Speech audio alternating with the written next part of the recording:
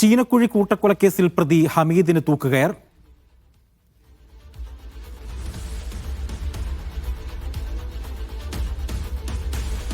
ചീനക്കുഴി കൂട്ടക്കൊലക്കേസിൽ പ്രതി ഹമീദിന് തൂക്കുകയർ എന്നാണ് ഈ ഘട്ടത്തിൽ വരുന്ന ഒരു പ്രധാനപ്പെട്ട വാർത്ത. ഈ വാർത്തയുടെ കൂടുതൽ വിവരങ്ങൾ ആഷിഖ് അല്പസമയത്തിനകം തന്നെ നൽകും. ആഷിഖുണ്ട്. ആഷിഖ്, ഈ ചീനക്കുഴി കൂട്ടക്കൊലക്കേസ് എന്നായിരുന്നു നടക്കുന്നത്? പ്രതിക്ക് തൂക്കുകയർ എന്നുള്ള ഒരു നിർണായക വാർത്തയാണ് വരുന്നത്. എന്താണ് കൂടുതൽ വിവരങ്ങൾ?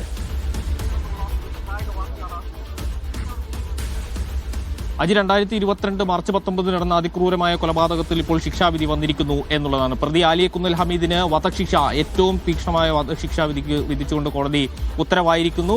വധശിക്ഷയെ കൂടാതെ 10 വർഷം തടവും മറ്റു പിഴയും ഈടാക്കാനുള്ള വിധിയാണ് ഈ ഘട്ടത്തിൽ തൊടുപുഴ അഡീഷണൽ സെഷൻസ് കോടതി വിധിച്ചിട്ടുള്ളത്.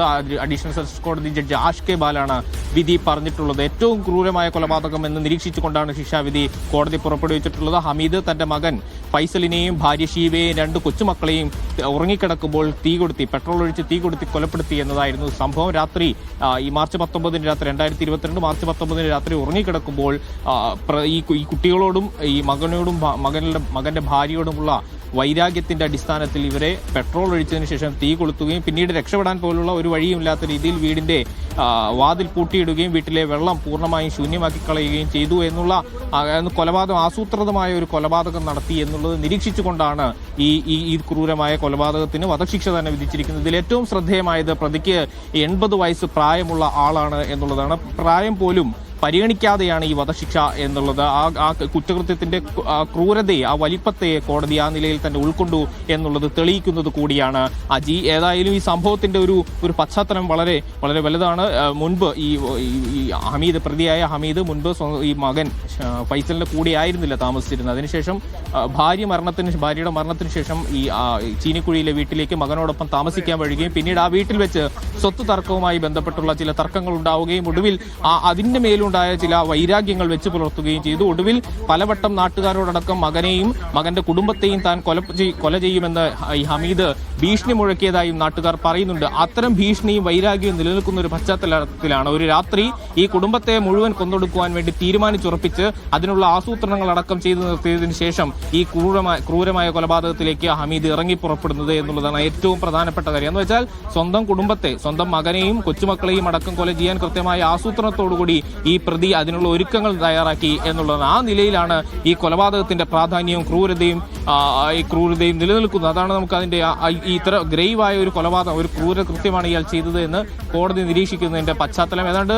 2 വർഷത്തോളം നീണ്ടുനിന്ന നിയമ നടപടികളായിരുന്നു ഇതിലുണ്ടായിരുന്നത്. 71ഓളം സാക്ഷികളെ ഈ കേസുമായി ബന്ധപ്പെട്ട് വിസ്തരിക്കുന്ന സാഹചര്യം ഉണ്ടായി. 137 രേഖകൾ കേസിൽ പരിശോധിക്കുന്നുണ്ടായി. ഇതെല്ലാം പരിശോധിച്ചതിനു ശേഷമാണ് ഇത്തരം വലിയ നിയമ നടപടികൾക്കൊടുവിലാണ് 2-3 വർഷത്തിനിപ്പുറം കൊലപാതകം നടന്നു 3 വർഷത്തിനിപ്പുറം ഇപ്പോൾ വിധി വന്നിരിക്കുന്നത്. പ്രതി ആലിയക്കുന്നിൽ ഹമീദിന് യാതൊരു സംശയവുമില്ലാതെ ക്യാപിറ്റൽ പണിഷ്മെന്റ് നൽകണം എന്ന വിധിയിലേക്ക് അഡീഷണൽ സെഷൻസ് കോടതി 1-ാം നമ്പർ കോടതിയിലെ ജസ്റ്റിസ് ആഷ് കെ ബാൽ എത്തിച്ചേരുകയായിരുന്നു. കഴിഞ്ഞ ദിവസം ഇയാൾ കുറ്റക്കാരനാണ് എന്ന് വിധിച്ചുകൊണ്ട് കോടതി വിധി പറയുന്ന സമയത്ത് പ്രതിയോട് ഏതെങ്കിലും തരത്തിലുള്ള കാര്യങ്ങൾ ബോധിപ്പിക്കാനുണ്ടോ എന്ന് കോടതി ചോദിച്ചിരുന്നു. ആ സമയത്ത് ഹമീദ് പറഞ്ഞത് തനിക്ക് ആരോഗ്യകരമായ ചില പ്രശ്നങ്ങളുണ്ട്, ശ്വാസം മുട്ടുണ്ട്, മറ്റ് രോഗാവസ്ഥകളുണ്ട്, ഇതുകൂടി പരിഗണിക്കണമെന്നായിരുന്നു പ്രതിഭാഗത്തിന്റെ വാദം. എന്നാൽ ഇത്തരം കാര്യങ്ങളൊന്നും പരിഗണിക്കുകയോട് ചെയ്യരുത്. നിഷ്കളങ്കരായ 4 ജീവനുകൾ ആസൂത്രിതമായി എടുത്ത ഈ പ്രതിയെ ഇത്തരം യാതൊരു പരിഗണനയും നൽകാതെ തന്നെ പരമാവധി ശിക്ഷ വിധിക്കണം എന്ന വാദമായിരുന്നു പ്രോസിക്യൂട്ടർ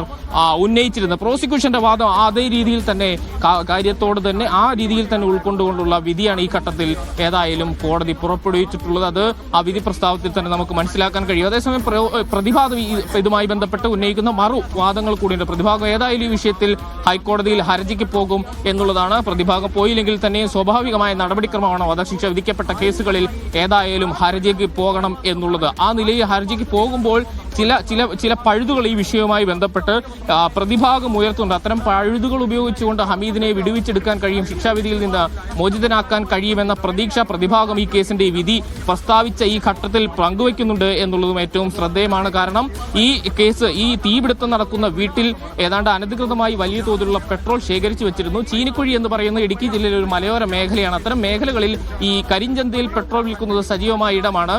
ഈ ഹമീദിന്റെ മകൻ കൊല്ലപ്പെട്ട ഫൈസൽ ഈ വീട്ടിൽ ഇത്തരം പെട്രോൾ കച്ചവടം നടത്തുന്ന ഒരാൾ കൂടിയായിരുന്നു. ആ നിലയിൽ വീടിൽ വലിയ അളവിൽ പെട്രോൾ സൂക്ഷിച്ചു വെച്ചിരുന്നു.